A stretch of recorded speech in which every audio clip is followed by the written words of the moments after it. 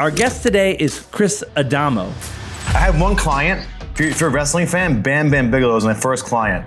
The guy with the crazy tattoos on his head. We became friends. I went to golf with him, met Lawrence Taylor. It was a whole thing, but I was not good at selling mortgages. And I owe a lot to that job, but I knew I hated it. After 18 months, I was like, I cannot do this anymore. It's insane. I'm working like 20-hour days for like $50K a year. And I left there and I got a call from 1-800-Flowers.com. And from a recruiter, you get a job and you stay there for a while and you hope you get a new job and that's better and who knows what happens. But the startup thing wasn't really a thought in my mind until like that day. The Art of Commerce is a podcast featuring conversations on creativity and conversions. Hosted by Anish, a data-obsessed creative director, and Jinx, a growth-obsessed CMO. Listen on for actionable insights for the modern marketer. Yeah, that team, like it just goes back to your baseball roots, right? Like you might be the solo guy up to bat, and yeah, that's all you at that one moment. But like the whole thing is your team that puts you in the position to be there, your coaches, your practice. We talk about that a lot, like particularly young folks, right? They come in the office 9 to 5 and they think they're going to change the world, but like you got to put the practice in. You got to go and learn. Like you made a great point. Like you can learn anything. You actually got to go and learn that. You actually got to go work on relationships. You actually have to build a network. And so we try to stress that too. So it's just so great to hear you say that as an operator and a founder. It's amazing. Chris, let's talk about Letterhead. Where did the idea come, and how did it become what it is today? Yeah, are there any origins in the local newsletter? We did. We got started years and years, actually 2014. So this 2026, wow. So 12 years. So nowhere near an overnight success. We just raised a Series A, which is kind of crazy. It took us 12 years to do that. But way back when in 2014, we were writing newsletters, right? So that's the same company I started back then with some friends in Nootropic. It was a daily one about Miami. And we started one in every other city that we thought was interesting and different than Miami. So we did one in Seattle, polar opposite to Miami.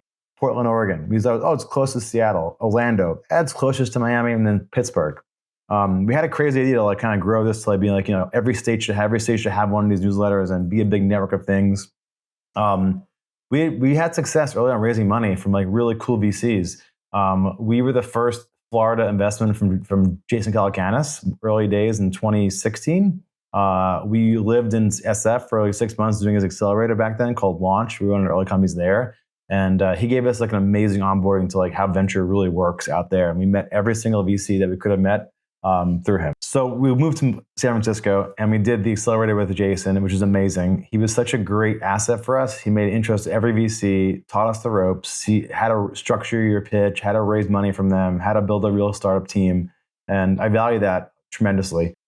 He's still involved with us and he helped us through the transition from media company to tech startup. And during 2020, we sold the media business to Axios, which actually realized our dream of like having this be a thing. So they basically wrapped into Axios Local, which is the exact idea we had. Yeah. But they just were better at making one brand. They had a bigger machine behind them at doing that. So it lives on, which is amazing. But they didn't want to buy our tech stack. So we built our own tech stack behind the scenes for our newsletter to operate. So back then, we had to like scotch tape together all things like WordPress to MailChimp to like our own ad platform. It didn't really exist back then, so you built your own. And we thought it was pretty decent at really doing ad insertion, like copywritten stuff that you're doing yourself, that you're direct selling. And just managing multi-newsletters under one umbrella still is not really a thing. It's all individualized by title.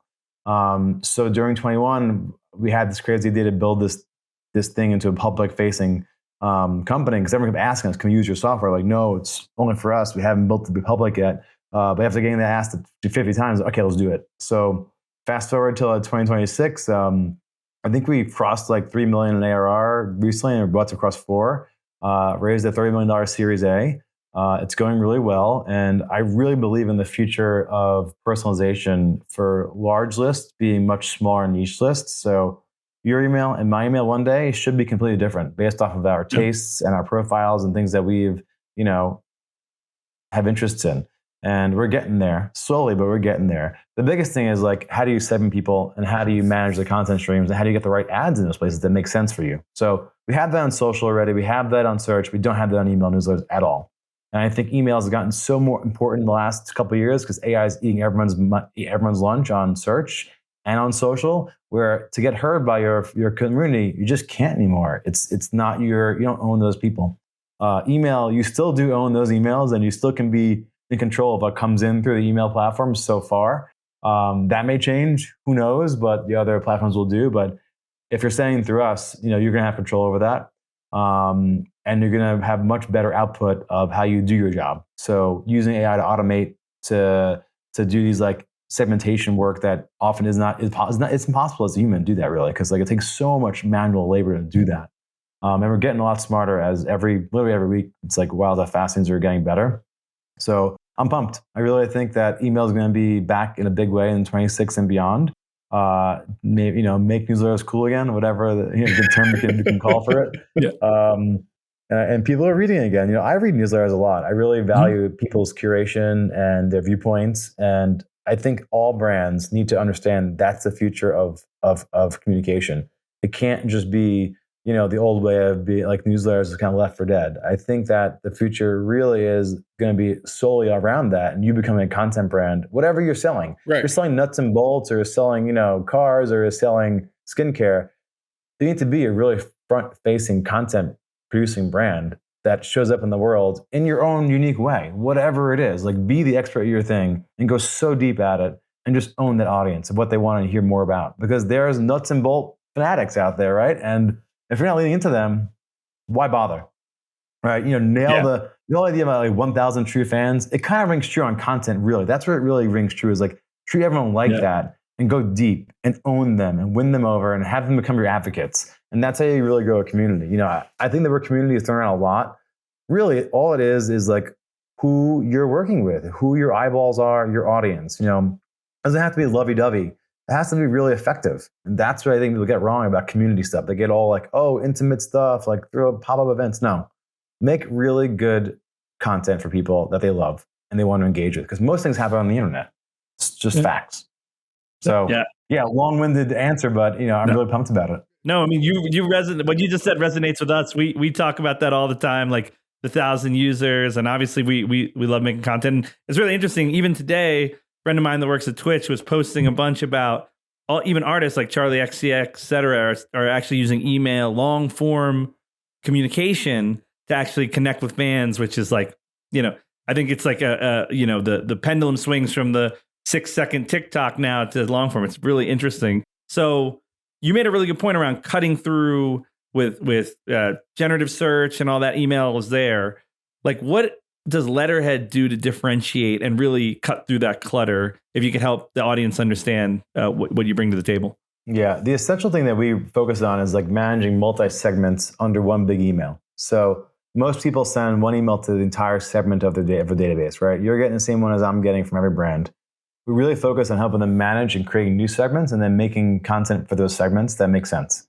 And that's been a really long tail push for the last 4 years to make that happen. And now it's a real functioning thing. We've just signed some very large enterprise corporations that send out 50 to 60 titles. And they're like, wow, we needed this years ago and it didn't exist. And now it exists. So like, this is where we're seeing, the top level use it. But eventually this could be happening for anybody. Like even your nonprofit that sends raising money for donations eventually can use this software and make niche audiences under the big audience. And they should be doing it, but they never had the time.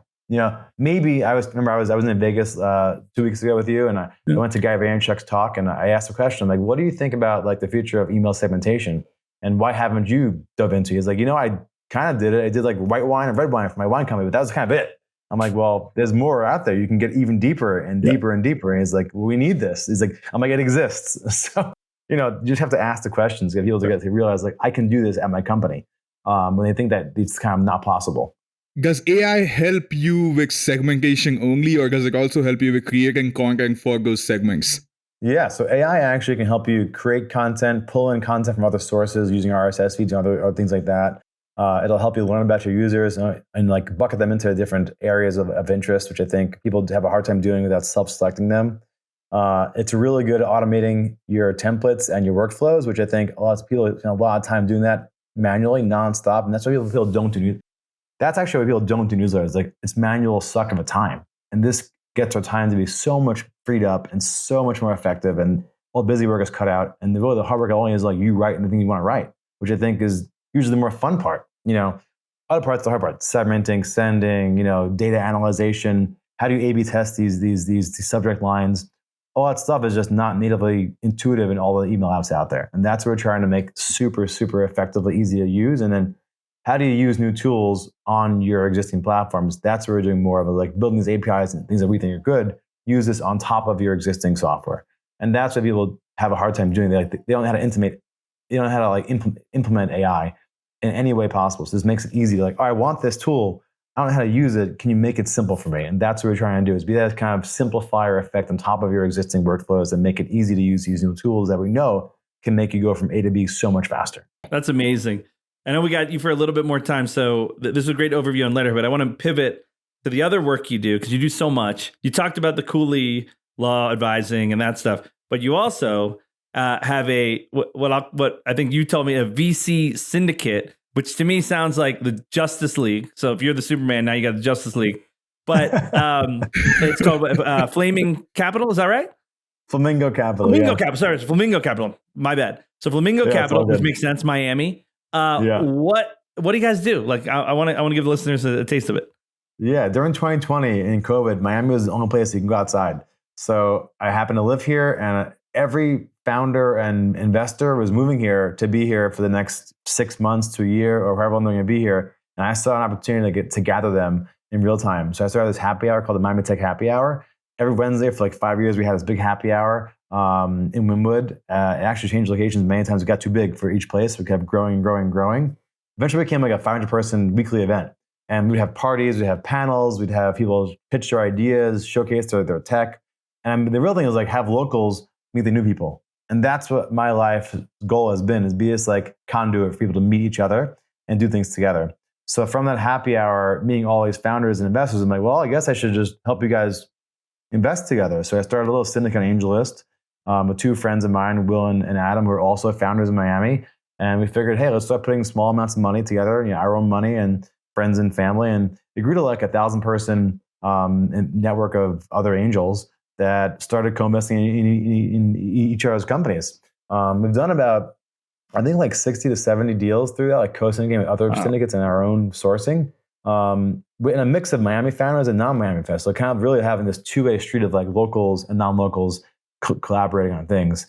And from the syndicate and the happy hour, I've seen people raise multiple millions of dollars for their startups, find their co-founders, find their wives and husbands, find new jobs. It's been a really cool exercise in like social interaction across the tech landscape, and just overall, not just tech, just entrepreneurial landscape, really. And that's I think Miami gets a weird kind of like, oh, you're not so tech, you're not VC. We're not all tech and VC. We're really just entrepreneurs to the nth degree, because you have to be an entrepreneur here. There's no other option. Miami is such a place where there's no corporations that exist, that you have to make your own job here. So whatever it is, if it's a tech startup, or it's a lawn care company, or it's a club, or it's a restaurant, or whatever it is, you must start from zero and go to one somehow. And I think that's what people get wrong about Miami, is like, it's only about like, AI tech. That's not us. That's San Francisco. We're a different version of entrepreneurship, and we're okay with that. I really totally can care less if it's like a huge tech company or a big business that starts here and becomes amazing, but it's not a tech company or a VC investment company. That's okay, because they do really well too, by the way. You don't need to raise tons of money and billions of dollars to have a great success. And I think a lot of investors are getting that pitch more and more. And they're like, you know what, I want a real business to invest in, not just like, maybe this is a big thing in 10 years from now. So, I've done a fair amount of non-tech stuff too, just as an advisor and putting a small amount of money together for people that are starting that I think should exist in the world, just full stop. So it's been a great place here. I'd welcome anyone to come send me a DM, and we can like co-invest in things together through our syndicate. Or if you need an introduction in Miami, I'm always happy to do that. Or just hosting gatherings. I host a lot of dinners and a bunch of happy hours and sporting events, and just whatever we can get to people together to have good people talk. That's my whole life goal. Wow. Chris, you've had an incredible journey from big corporates to startups to now actually empowering a lot of founders. Looking back, if you had to look back to your version in 2007 when you were still, at 100 Flowers, what's something you wish you knew back then? If you could share that advice with that younger self, what would that be? I think as a kid, a lot of us are in a rush and we don't understand that we have a lot of time ahead of us. And especially now, we're going to live a lot longer than we thought we were going to live. And that's our advantage. And you don't got to be in a rush to be overnight success. It takes 10, 20 years to do something really, really great. And that one thing, I wish my young person self knew that, where I wouldn't get so impatient and take the time to like really go deep into things. Because you can be a huge success if you just do that really well and think long term. So thinking long term, I think most people don't have that, especially now with how our attention spans have gotten so short, with the way social media moves and people see everything happening around them so fast, it seems. No one is overnight success. It really takes time to become a really big thing. It's got to put the work in. So that's my big learning, and I think I'm trying to teach my kids that right now, and everyone else that I talk to is, just go deep into something and have patience and know that you're doing the work. That eventually it's gonna turn into something great, whatever it is. It may not be that one thing. You may have a new idea that comes from it, but doing the work, you'll find these green shoots that actually come out of it. It's incredible advice. I as an impatient, as a person practicing patience, you guys makes a lot. Yeah. So Chris, so you get it's amazing. You get the purview of seeing a bunch of stuff. You get to talk to all kinds of companies. You're based in Miami, obviously. You're talking to people in New York, talking to people in San Francisco. In your view, where's our industry going? What's the puck you're skating towards?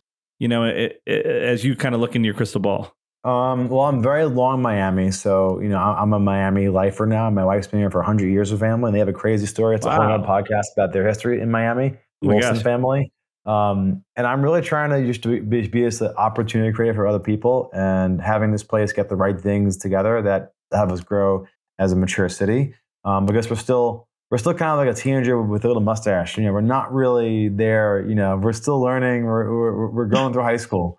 It's been a fast high school experience, but it's still, we need a lot more parts to come together to have this place be successful for the next 100, 200, 300 years ahead of us. So I'm really all in on that. And I'm coaching my kids who are 6 and 5 in baseball. So I'm really into coaching right now. I learn a lot from seeing them about myself, actually. So if you ever take a step back and want to learn about yourself, go watch your kids interact. You'll see yourself come at it in all the different ways that you didn't know about, and then you can make yourself better that way. So I'm really into that these days, and I'm really into health. I want to live to be 100 or more and see my kids become old. I had kids late in life. I was 40, so a lot longer of a start than my dad had. He was 20 when he had me, and a lot of folks are in the same boat. Mm-hmm. So I'm really taking it seriously. Taking this to the nth degree.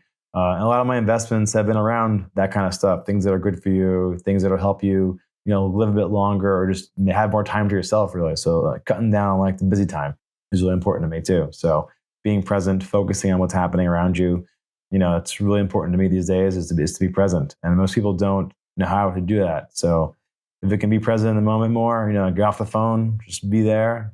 It's cool to kind of really just take it all in, because we're lucky human beings on this planet.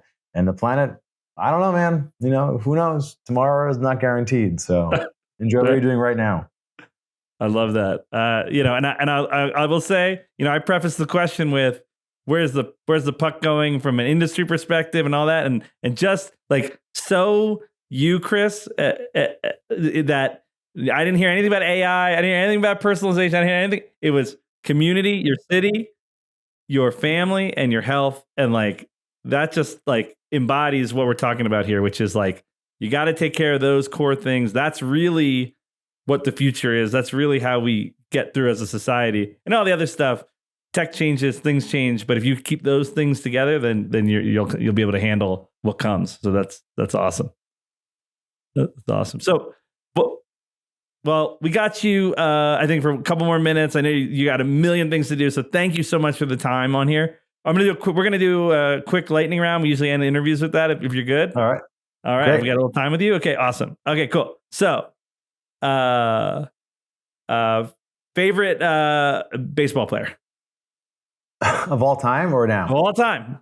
That wasn't on the script, by the way. There you go. I'm giving you new one. Oh my God. I love Tony Gwynn. I love the way he swung a bat and the way he was just consistent hitter. So I actually acquired all of his baseballs that he collected as a player. I have 18 of his balls that he got signed to him as a 3,000 hit batter, and they're in my closet. And it's really cool. He has balls from Willie Mays, from Stan Musial, from Hank Aaron, Pete Rose, written to him saying, "Hey Tony, you're an amazing hitter. Keep going." Oh, they signed the balls. Yeah. That's I don't know crazy. how my friend got his. I think his family decided to sell off a lot of his stuff. They had so much stuff in his storage, and he passed away. I cherish that I have them because they're pieces of history that or these interactions. I can't imagine when the person was signing it and giving it to him. Like that moment in life is so cool. Like these two sultans of baseball just who have all those experiences. It's just cool. I love baseball so much. It's a cool game. It's very chill. It's very much like a thinking person's game. It's not what everyone thinks about it. It's more like your brain does most of the work in baseball. That's amazing. Well, we got to go to Marlins, Phillies. I'm a Phillies fan when I'm down in Miami. Any say you want.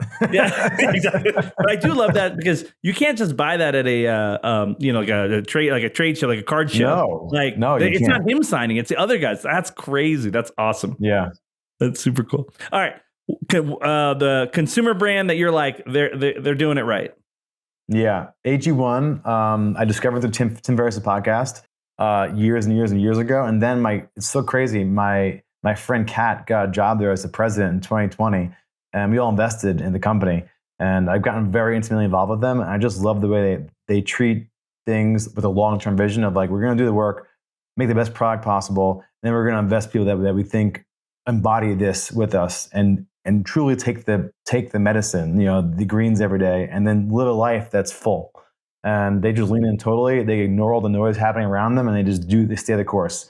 And the brand has grown tremendously. The revenue is insane, and it works. I've been taking that as my insurance policy for the past 12, 13 years. And that's my only thing I take every morning.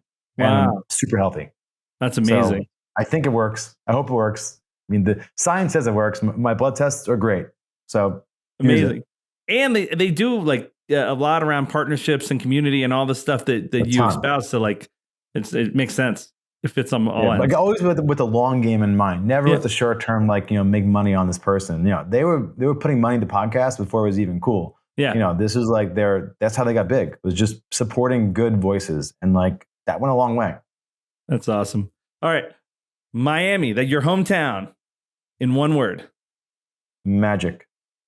Oh, I love it. Magic place. Okay, follow up. This is selfish for me now. What's your favorite restaurant in Miami?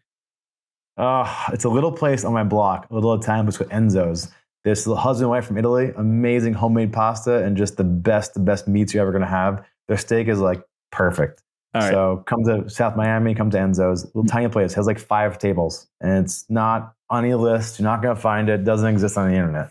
Whoa. We are going there when I come. You didn't say Cuban place, which is amazing, but Enzo's in Miami.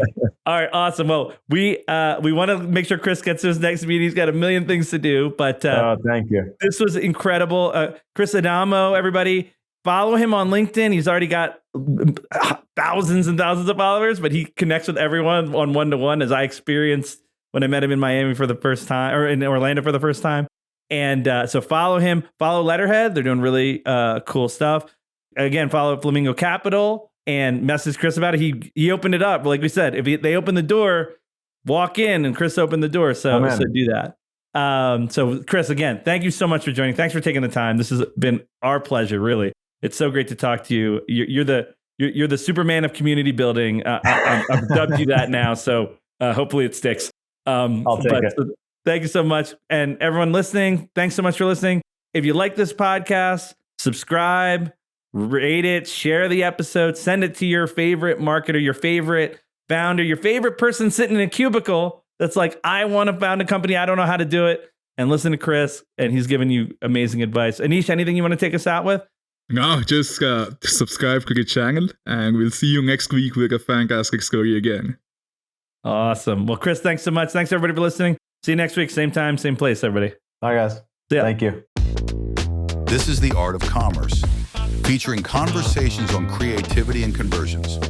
If you found value in today's episode, follow the show, leave a review, and stay tuned for more insights for the minds reshaping modern marketing.